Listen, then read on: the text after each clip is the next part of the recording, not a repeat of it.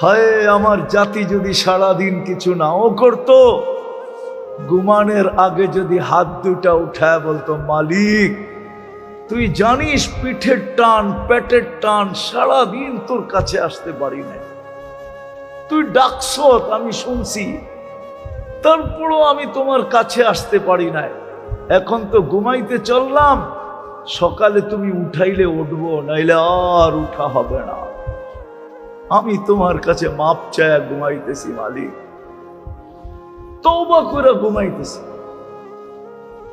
কসম, মুসলমান যদি এতটুক করত, নারী যদি করত, পুরুষ যদি করত, যুবক যদি করত, বৃদ্ধ যদি করত, ইস্তেগফারের বরকত আপনারা জানেন না যে ইস্তেগফার কত বরকত নিয়ে আসে। ওলামাদের থেকে জেনে নিয়েন ইস্তেগফারের বরকত কি। ইস্তেগফারের ভিতরে বরকত আছে, বরকত।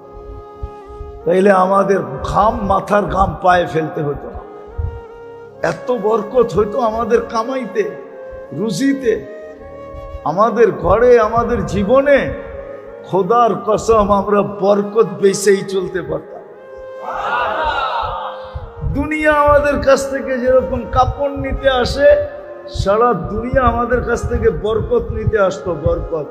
কমসে কম আমার জাতিরে যদি আমি বুঝাইতে পারতাম যে ঘুমের সময় তওবা করে ঘুমাও, করবেন তওবা, আজকে বানাবেন অভ্যাস, পড়বেন আলহামদুলিল্লাহ, হ্যাঁ না অকৃতজ্ঞ হয়ে উঠবেন?